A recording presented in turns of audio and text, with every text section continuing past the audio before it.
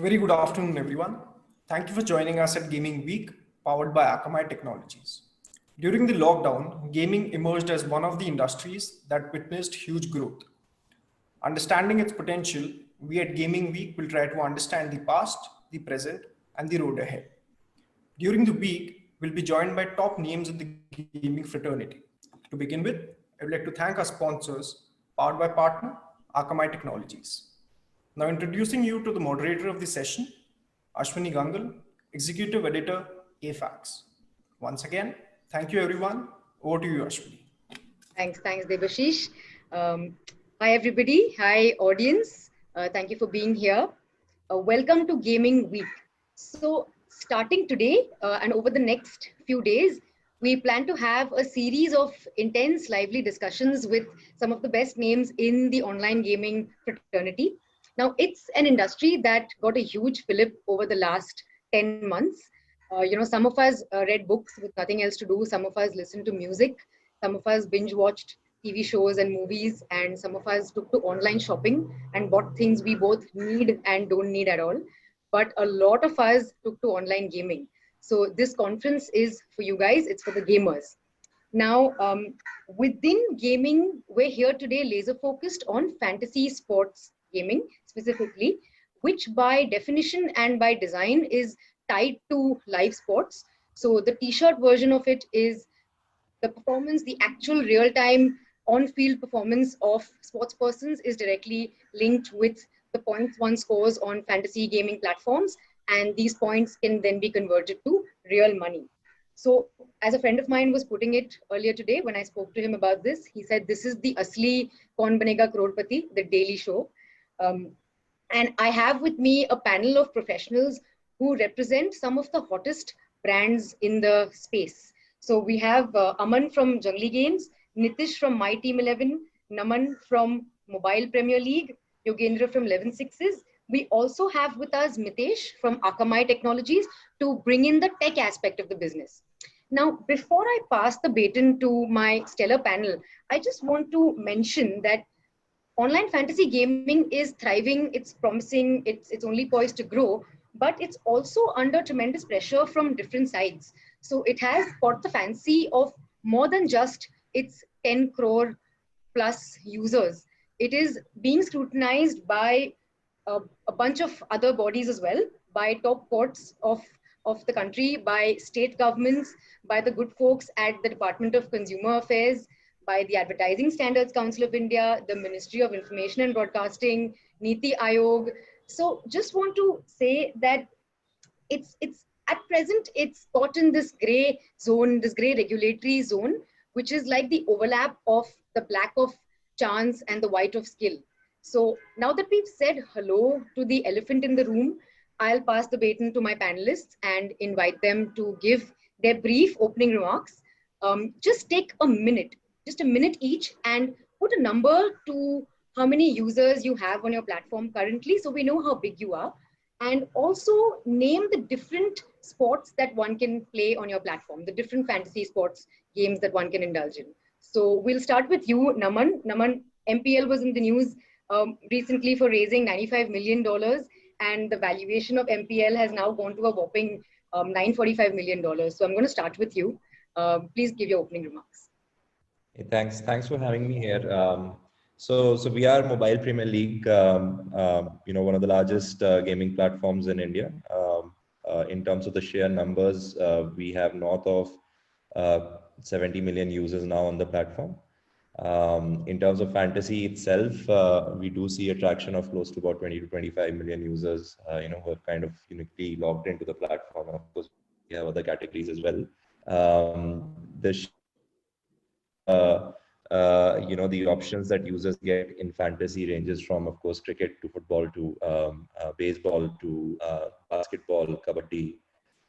These have been like the top 5, 6 that we have, enabled users to play on platforms. So yeah, that's a little bit about Mobile Premier League.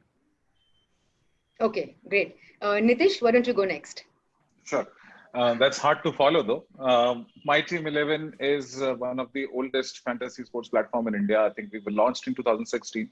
I'm Nitish Pugalia, Head of Product and Strategy at My Team 11. We have roughly about 18 to 20 million users on our platform, and we cater fantasy sports in, I think, 9 different sports: cricket, football, basketball, kabaddi being the 4 largest, and then kabaddi obviously didn't happen this year, so like a lot of traction got away from that. Other sports like baseball, American football, rugby, volleyball as well, also, and hockey as well, like taking a huge chunk of the pie. We have grown pretty reasonably with around 30 to 40% revenue growth in the past IPL itself, and looking forward to another great season of the Indian Premier League. Okay, great. Aman, you represent How's That? Thanks, Ashwini. I represent Jungly Games, and How's That is one of our games. So Jungly Games is a 8-9-year-old organization. We started with a rummy game and have had a great success there. And then about 2 years back, we thought of getting into fantasy, and that is where we launched How's That. The game is pretty new, and we are one of the newest people to enter the fantasy sports domain, but we've grown fantastically over the last 2 years. Our overall gaming base is more than 30 million. Only fantasy would be close to 3 to 4 million at this point in time, but we've seen a stupendous growth in the last 6 months.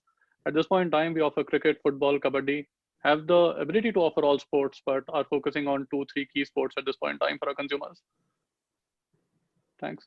Great. Yogendra, you're I think one of the youngest in terms of time spent in the industry, in the fantasy gaming sports industry. So yes, we just launched before this IPL, and that's right. We are like quite 4 months young. Quite yes. And the thing is, like, the fantasy is growing like 165% in the last 2018 and 19. So we are looking for like to reach our users to maximum ranges. Like, they are very big players like Dream 11, MPL, and My Team 11. We are looking for like our marketing strategies. Currently, we are focusing only on cricket, but later on we are soon planning for like football, basketball, kabaddi, and other games. Currently, we have like 1 lakh plus users, and on a daily basis, it is like 4,500 active users, 5,000 users. That's right. Right. Great. I'll come back to you. I have some questions for you. Mitesh, for your opening remarks, why don't you just give us a sense of the security infrastructure of fantasy gaming apps, as that's the most relevant from your point of view? Right. So first of all, for everyone that's listening us today, we're not a gaming company, but Akamai is a platform which enables, world-class digital experiences to gamers and to a lot of our customers across different industries. Purely from a security standpoint, while the cyber attacks are not very uncommon these days across different industry, the question is why gaming, and why do we even talk about security when it comes to gaming as a vertical? Well, one reason that we believe the gaming industry is an attractive target for hackers is because they can easily exchange in-game items for profits. Besides, gamers are a niche demographic known for spending money. So their financial status is also a very, very tempting target. So therefore, not only it's very easy and attractive industry for attractive proposition for cyber criminals, but and we're going to touch upon some of this in the later part of the conversation, but it also has a fast moving underground economy that is primarily fueled by the credential abuse. Wow. Okay. I will come back to you, Mitesh. I have some specific questions there, because somebody was telling me, a gaming app has to be as robust as a banking app because it has real money involved. So I have some questions for you. Sure. Great. Thank you. Thank you for your opening remarks, everybody. Now, my first question is about revenue models. It's a 2-part question, and I want all the platforms to answer it in any order. First of all, walk us through the different different revenue streams that you have currently. I know there is pay to play, there's a pay to play option, there's a platform fee, there's merchandising.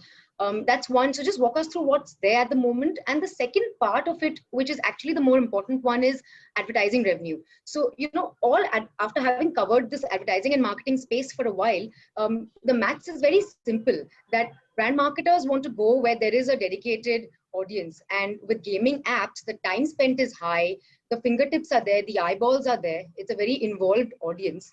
So I want to know from all of you whether 2021 is the year this popularity in terms of numbers can be monetized and we can get advertising revenue as one of the streams for you guys. So Naman, you can start and then we can just have a free-flowing discussion. Sorry, my connection is a bit unstable, but the question was whether the user base is something which you can monetize through advertising. Is that the right question? Yes, absolutely. Because, on gaming apps, Naman, I'll repeat myself. It's a very sharply defined target group. The eyeballs are there, the fingertips are there, the time spent is high. And that's all marketers want. Brand marketers want a slice of dedicated attention. But that hasn't happened on fantasy sports apps. So I want to understand whether this calendar year will be the year for change on that front, or whether it's in some way ties back to the regulatory gray that we're in. What's the solution there, and can we attract advertisers? No, I think as I see, in the user base itself, there's definitely a very high degree of comfort in terms of adaptability of this industry as well. They're seeing this in a very high, a good perception as well. So I don't see a lot of challenge in terms of finding out different monetization models around this as well, including advertising. Right? People do. If I think about our user base itself, I mean, they themselves are essentially creating or becoming big influencers in terms of following a user base and a follower base, which is highlighting how to create the best teams. There are models which are also appearing in terms of team selling, etc. Right? So these are already happening, right? Which was in 2020. And you would realize that the interest only grows for this industry. You will have offline models which are like YouTube based distribution in terms of brand marketers focusing on that. But I would definitely see some of these platforms also opening up more product features which will allow marketers to also target this user base. So I do see those changes also coming up in 2021. Okay, that's great. Okay, Nitish, Aman, Yogendra, what's your take on this? Will this calendar year be that year for fantasy sports platforms to actually attract a bunch of advertisers on them? I think not just this year. Fantasy sports has sort of gotten the eyeballs, as well as marketers have been attracted to it for quite some time now. Like being in this business for 4 years, we get approached by brands pretty much year over year, especially around IPL, that, hey, why don't we start selling some kind of advertisements on your platform, especially because session times are so high, which is very hard to find on other platforms. It's very similar to what like OTT platforms get. Now, the challenge is though, in order to create a great customer experience, like you're anyways offering a freemium model to the customers where they're either paying for the content or like paying to participate in the content. It doesn't feel good to sort of hinder that customer experience by doing some obtrusive advertising on the platforms. However, this is a good option for saying for doing things like brand integration, for maybe like promoting some sort of private contest with different sort of say engagement kind of activity. So those models definitely keep on appearing, as well as I think like I agree with Naman, like fantasy sports in general has created this shadow industry among the influencers, which has sort of contributed to marketers and advertising quite a lot through those millions and millions of followers that the influencers typically gain. So even if they're not getting the traction directly on the fantasy sports platform, they are anyways getting the eyeballs on the social media accounts on the influencer side. But I think 2021 might open up the Pandora's box for more cohesive brand integrations, and we're definitely not opposed to that kind of a thing as well. That's interesting. So you actually see it as the pay-to-play version as the subscriber version, and then the free version, and there in the latter you'll have ads. Is that a likely breakup? Something of that sort. Like even on the pay-to-play one, like you can do some many times brand integration, like a league sponsored by this by this company or by XYZ. Like these kind of things definitely have happened in the past, and like I think it's not a new revenue model at all, and we will continue to see those kind of things happen. Interesting. Okay. Yeah. Okay. Yogendra, what's your take on this? Because I'll tell you, I will come back to you, Nitish and Naman. Because the follow-up question to this is brand safety, and that again goes back to the elephant I referenced earlier. So I'll come back with that. We can't ignore that. But what's your take on just whether we can, what do we do to open the floodgates? And as they say, they're already we've got a foot in the door, so it's not locked. So Yogendra. Yes, as we can see, like there are 100 to 200 million users on the fantasy sports, and the minimum age is 25 years and 40 years. The maximum is 40 years. The users are playing over the platform. We can generate that traffic to create advertising space for the users, but as it is already said, like it will create some bad user experience if we are putting ads on the app or application or something like that. But yes, as is said by like my team 11, like we can create some leaks which can be sponsored by some this company and some that company. Okay, Aman, what's your initial reaction to this, to the advertiser question? See, if you look at it traditionally, and a lot of these games which have been popular, and I'm not speaking of fantasy games, but overall, if you look at the gaming industry, gaming has been earning a lot of revenue from ads in the longer sense. So if you look at all the casual games gone by, the Angry Birds and the Farmvilles of the world, the primary way of earning revenue was either ads or premium in-app purchases. While I think, and one of the reasons for that was that there was no other monetization method available to those games. Now, if you look at fantasy sports, which is a real money game, right? You already have the monetization line is very clear, which is that because it is a real money game, the monetization is not a challenge as such. Now the question is that do you want to supplement it with ads revenue or things of that sort, or do you want to in-game have user experiences and stuff like which Nitish has spoken about, Naman has spoken about, that you want this user to be more engaged, spending more time on the platform, which actually results in more revenue on the platform, have key brand integrations in place. Now, those are questions which I think need to be dabbled with over a longer period of time. We at Jungly Games, and I can only give you our perspective at this point in time. I think while people have thought a lot about it, we've dabbled with this particular question for a very long time because we sit on top of captive user base and big user bases for the last 8-9 years. Now, we've always held the customer experience primary. And we said that the maximum time which a customer can spend on our platform without being diverted by anything else or thinking about something else or clicking and going out of the platform is the best for our platform. But I think it is something which is worth being tested. That's my take on it. And this is what we've been resolving to for the last few years. Yeah, because it does look like an opportunity lost. Like I said, there's such an involved captive audience on these platforms, and that's not sort of converting to ad revenue. Nitish, you spoke about some conversations having opened up with marketers. Give us a sense of the categories these marketers belong to. I think like fantasy has two like the demographics and the psychography of the users is like they're young audience, 18 to 35, typically on their first or the second job, like living in tier 1, 2, 3 towns. So like this attracts like a lot of people not afraid to use payments platform, digital payments platform, and are all avid smartphone users. So this is a very young, very dynamic demographic that marketers specifically look after, especially in the e-commerce sector, in the digital space. Like brands definitely are going after this kind of an audience. So yeah. That makes sense. Yeah, because there's a whole ecosystem around fantasy sports. There's fintech and there's e-com, and then the scoring aggregators and the streaming apps and everything. Right. Yeah. Right. Naman, I want to just understand. Are you all of you actually? Are you concerned about brand safety at all? Because it sounds like you're not. The whole thing about marketers not thinking that these fantasy sports apps are safe for their brands. Where are you on that? And I'll understand if you say that maybe once the whole regulation thing is resolved, then the floodgates can open up. But I want to, get the honest answer here. No, I think in any particular industry, Ashwini, the way it works is that I think these are things that sort of happen parallelly, right? I mean, I think I talk about, let's say, a parallel of cab aggregators or e-commerce or any of the other industries where regulations were still pretty much in a defining space. These are frontier industry that they'll continue to have certain degree of challenges, right?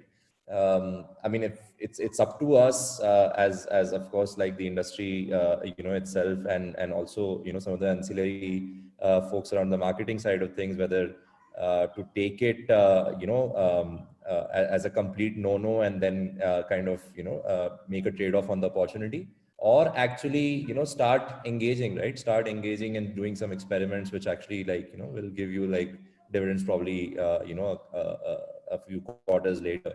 So I would say that these are things that will continue to happen. I think it's very, very what do you call it will be not right to kind of think that we would not have challenges in the industry in terms of regulations. But then the opportunity is also equally there. So there's a risk and reward payoff associated with it. Sure, a lot of marketers would essentially end up taking this up. Right. Yogendra, do you agree, as some of the as one of the newest players in the segment, do you agree with Naman's view? And does the future look bright? I mean, in terms, because brand safety is a real thing.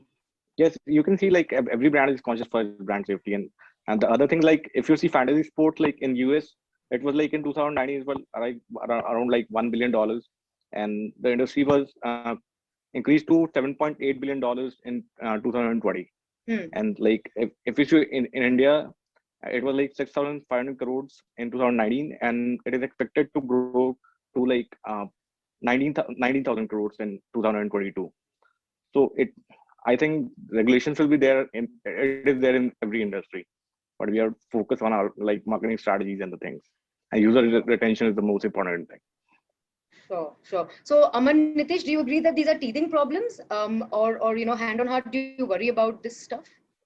I think like as the industry is maturing, these kind of problems automatically the problems will continue to increase, and the solutions will also start pouring in. Like I think regulation in the past 4 or 5 years, definitely some of the court orders have classified fantasy sports specifically as a game of skill. That has cleared up a lot of things. It has cleared up the deck for a lot of initiatives to take in the future as well. And fantasy sports, one thing that it has shown is like it's not just a gaming platform; it's clearly a sports engagement platform. Right. Like we are clearly dependent on sports, and like I think very recently a study was done as well. Like people who watch, who play fantasy sports, they tend to watch more sports. So like it's creating a cohesive environment for not just for the entire sporting fraternity, not just the media, not just the real money gaming aspect of it. So definitely, I mean, brands might be worried about their brand safety, but the users that are playing fantasy sports in general, as I said, like they are pretty young and captive audience. So like people definitely tend to want those kind of people to buy their products and like be associated with their brands as well. Absolutely. Aman, do you want to add something to that, or yeah, I think has been covered. You've also mentioned, see, this is a new industry, and these are the kind of problems which happen when the industry is new and people are learning about it. Similar things happen to fantasy sports, which they call as DFS, daily fantasy sports, in the US as well back in 2015-16. Things evolve.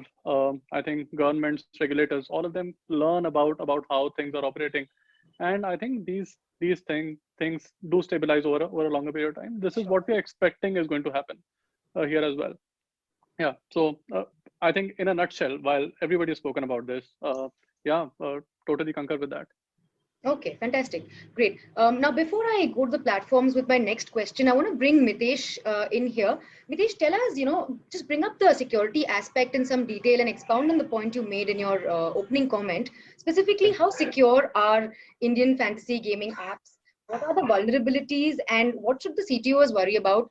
In fact, are they worried enough? Or they to worry more actually? Yeah, so before I get to that, just adding my bit on the security conversation that you had with the panel, right? So, besides brand reputation, when it comes to security, you need to remember the basic premise that criminals are just going to follow the money. Over the past 17 months, on our platform, we saw a total of 55 billion credential stuffing attacks, and the gaming industry alone accounted for 12 billion of them. That's a staggering number, right? So criminals or cyber criminals in the gaming vertical obviously will often target users of popular games and work to sort of find out accounts that they can compromise. And once those attackers are armed with the necessary credentials, the compromised accounts can easily be traded or sold, making the underground economy, which I was referring earlier, for credentials, a very lucrative spot. Coming to India, many gaming companies do warn players against things like password reuse across multiple websites and games, which also is a primary reason why credential stuffing attacks are so successful in first place. And so while the good credential hygiene is the responsibility of the end user, in our view, businesses must work to bridge the knowledge gap in order to keep their customers and users safe. And I think Yogi, you spoke about or was it Nitish, you spoke about the demographics between 18 and 35. So there is a general lack of awareness as such. So obviously we need to continue to innovate and improve defenses in addition to educating the players on how to protect and defend themselves, because most of these guys are young, and we believe if they're taught best practices to safeguard their accounts, obviously they'll incorporate these best practices for the rest of their lives. Now, coming to the question which you asked me, so before I get to security, from our standpoint, every gaming platform, big or small, is obviously concerned about the scale and performance, which does play a big role in retaining and acquiring users, which obviously come at a big price from an acquisition standpoint. And the other part of the challenge is that most of the new growth, as we have seen on a platform, is coming from tier 2, 3, 4, or even smaller towns where generally the network connectivity and bandwidth speeds aren't that great. Besides the fact that traditional telecom networks were never designed to support these type of workloads, and so they continue to remain stressed. But the gaming platforms, however, have to ensure great gaming experience, regardless of where the end users are located or what kind of devices they engage from. So therefore, quality of service, quality of experience becomes the most important factor to consider. I mean, of course, after developing and making games interesting for large number of users. Okay. Coming to secure. Carry on. Yeah, no, now coming to security, as more startups are going agile and DevOps way, and that with a great deal of competition, there is always pressure to go to faster time to market. We were chatting about the elapsed time between the two IPOs this year. So your plate is always full, and at times it comes at an expense of an oversight of getting robust security posture, which often is not given the same kind of importance during design as it should be. Part of that is also, I think, because of absence of stronger regulations and compliance. And so what we preach is, one should recognize and adopt the need for having a robust security posture, having multi-layered approach, because what we have seen is, especially if you look at fantasy gaming, leaderboards can be easily manipulated, or one could deploy fake bots to fill up a team or contest. And so in real money games, a socket can be hijacked. So as you can see, there's a significant amount of security risk to most of the gaming platforms. And we obviously see most of those on our platform every single day. Okay. So it's a dark web out there. Sure. I'll go back to the platforms now. I want to understand, where the proverbial or even the literal next billion are going to come from. So give us a sense of the demographics and the psychographics that you're focused on. And of course, that ties back to the kind of users you already have.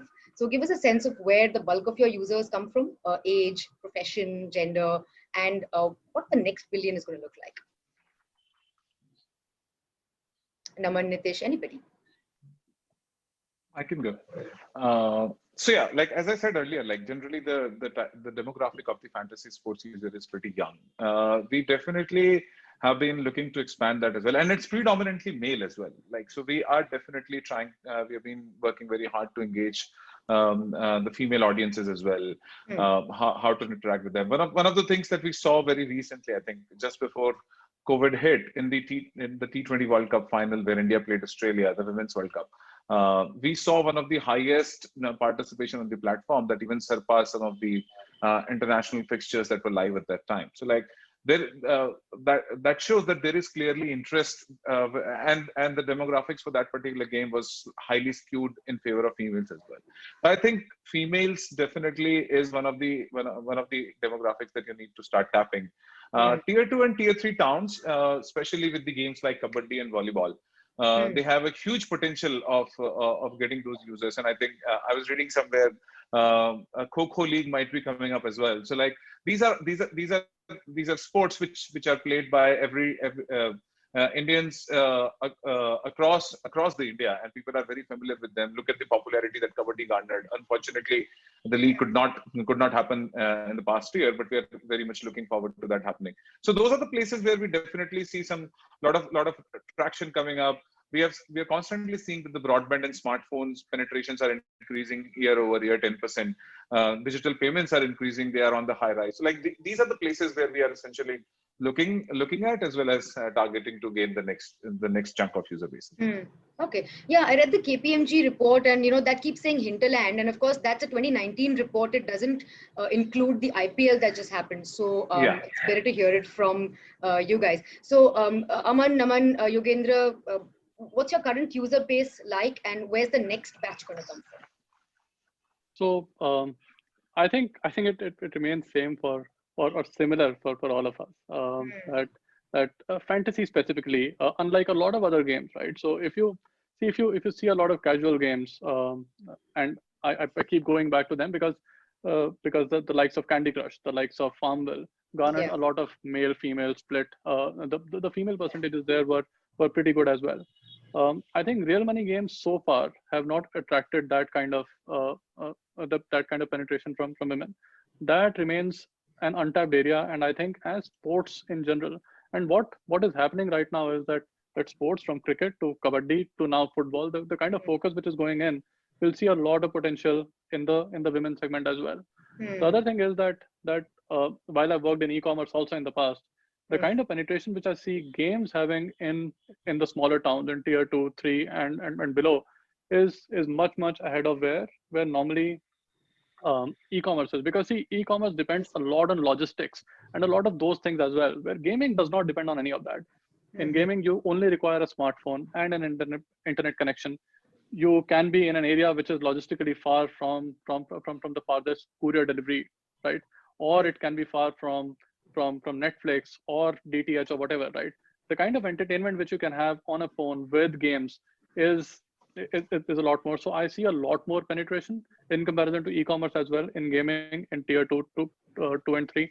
And I think that is going to be a key focus area, because primarily a lot of population resides there, and this becomes a source of entertainment for them. Right. When you say you are an e-com, you mean Lenskart, right? That's the cult fit Lenskart. Spend time across, have friends across. So yeah. So yes, Lenskart was one of them. Healthcart has been one of them. PureFit has been, PureFit, yeah. Sure. No, you're right. It doesn't tie back to pin codes the way it does for e-com, but strangely it does tie back to interest in live sports. So it's a very strange circle. Naman, what's your user base like? And give us directional trends also, because the objective of the panel is to also understand what this calendar year is going to bring for the segment of fantasy sports. So what are the surprises over there in terms of your user base?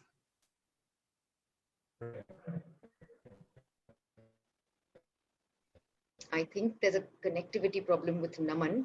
Yogendra, you want to jump in while he fixes that? Yes, the age group. If we'll talk about the age group, the basic age group is 25 to 40 years. But we can I think is still continues to be primarily.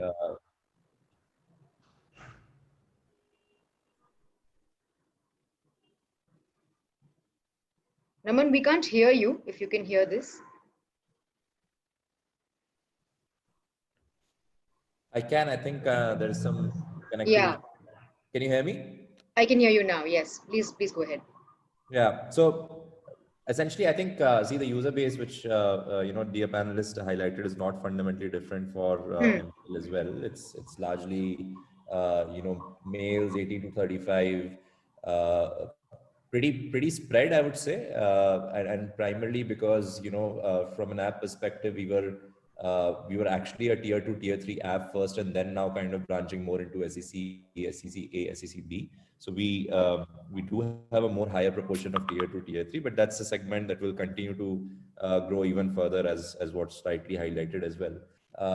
I think as cricket specifically and some of the other sports, are kind of gaining more and more popularity from a perspective of fantasy sports. While traditionally, I think 80% of the fantasy revenues do still come from IPL. I do see now, even some of the other series, not just international, but some of the local series and some of the, interstate district series also getting popularity. And in fact, players are working towards a more, microcosm or local leagues as well in terms of, fantasy sports as well. So that's also one area of growth that we should be watching out for in 2021. Interesting. Okay. Okay. Sorry, Yogendra, you were in the middle of giving us directional trends when Naman got his audio back. Okay. Yeah. So it is like the basic age group is like 25 to 40 years, but we can vary the range through the awareness of the platforms and the things. The users can come from 18 or 40 plus users can come into, and I have seen currently like the North Indians are more into fantasy platforms, and in the recent times I've seen like MPL has launched some ads on in the other languages, like to try to target South Indians. So it can be more beneficial. Like if we are doing that thing, we can be more popular in that scenarios. Very and if we talk about, please go ahead. Okay. So and other we can see like we talk about IPL is the main revenue source, but if you see like currently like BBL was going on, and the BBL was doing great. Like fantasy platforms were doing great on the BBL. Okay. Nitish, Naman, Aman, do you agree with that? Is there a very clear north-south sort of skew here? I won't agree to that. Like not so much. Okay. Especially with the recent regulatory landscape changes in the southern states, like it's slightly skewing towards north, but it's pretty spread out. Like it's pretty evenly spread out. Like whenever we check across top 10 states that are contributing, we see a good chunk of sports user coming from southern parts of India as well as northern parts of India. So I would hate to disagree with Yogendra here. Okay, sure.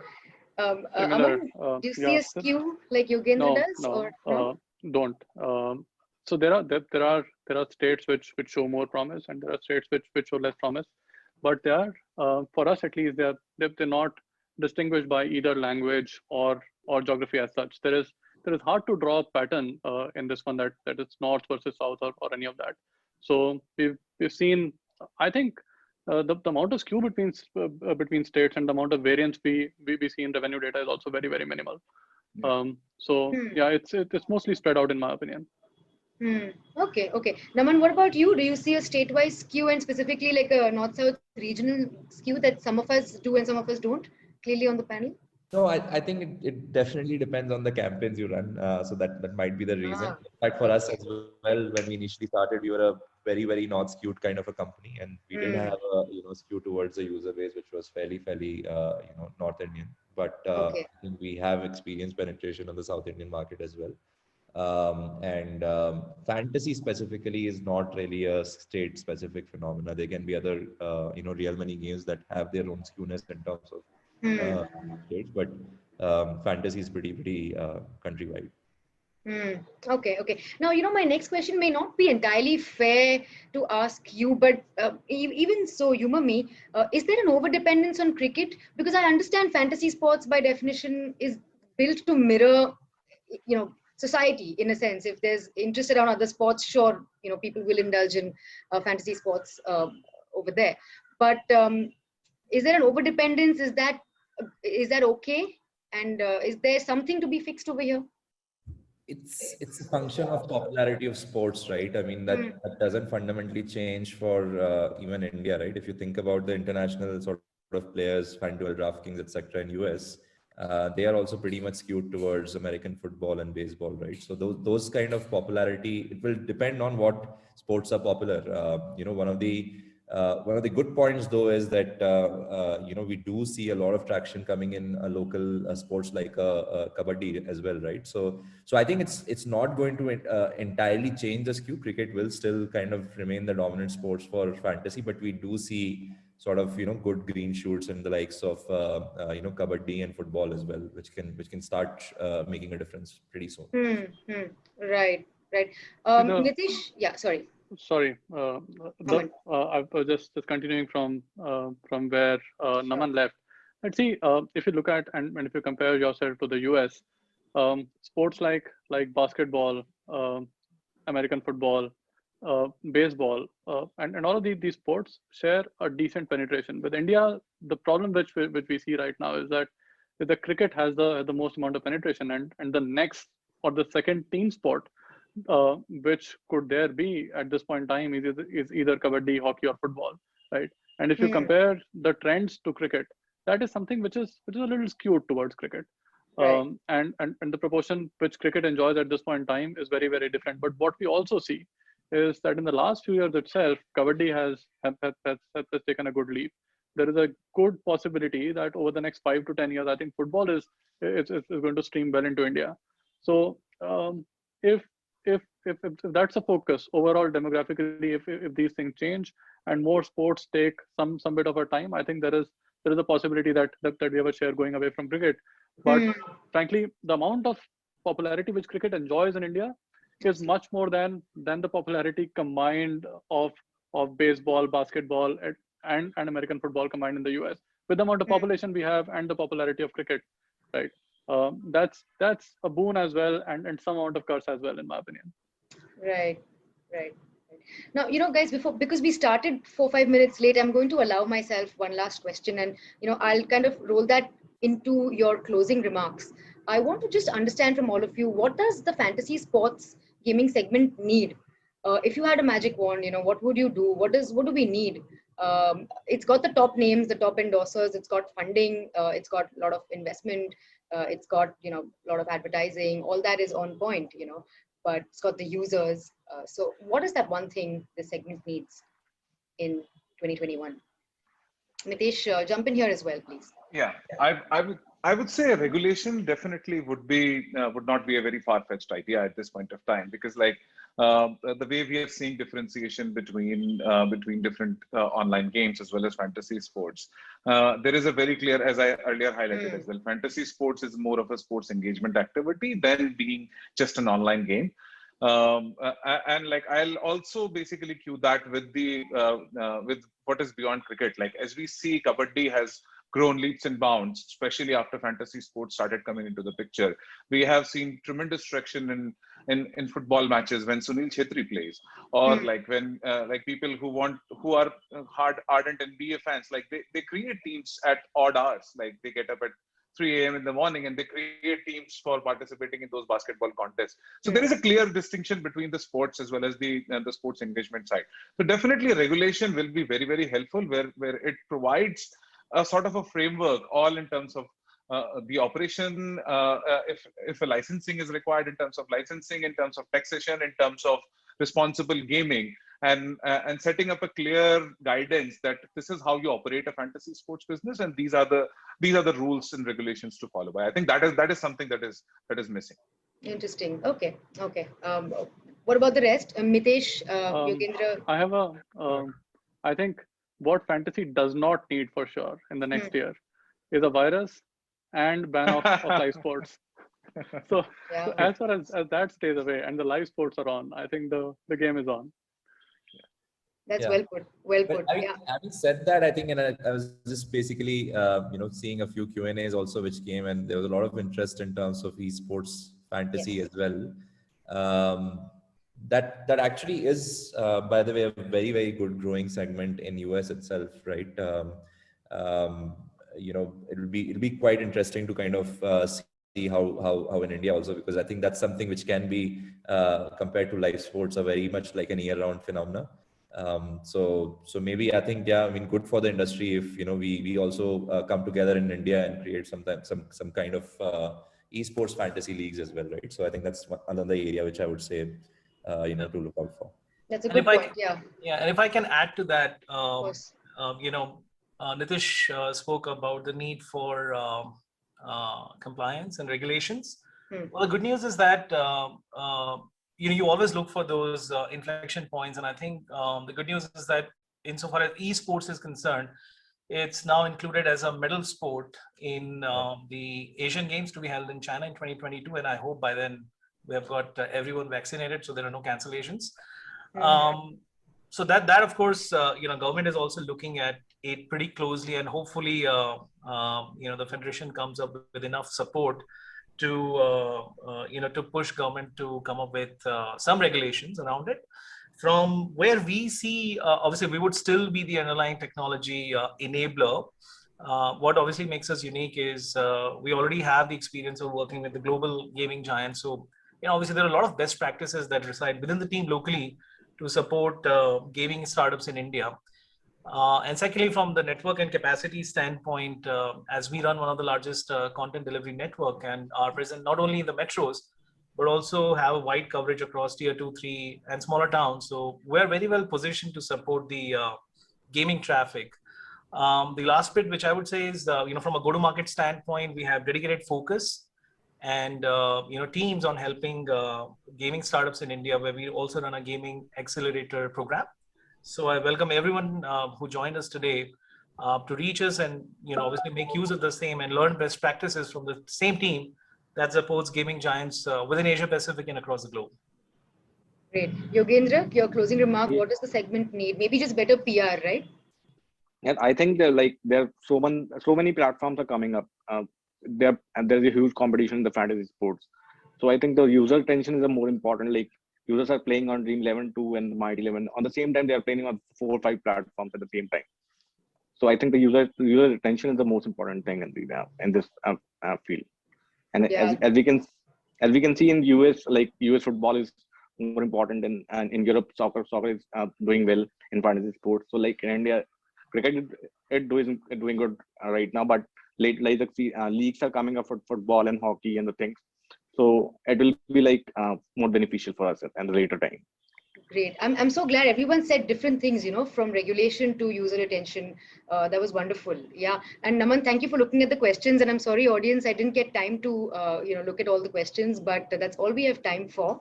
And great. Thank you. Thank you, panelists, once more for your precious time. And audience, do come back tomorrow. We've got wonderful discussions lined up for you around the universe of online gaming. So thank you, everybody, and have a good evening. Thank you so much. Thanks, Ashwini. Thank you, everyone. Thank you. Bye. Thank you. Bye-bye. Bye-bye. Bye.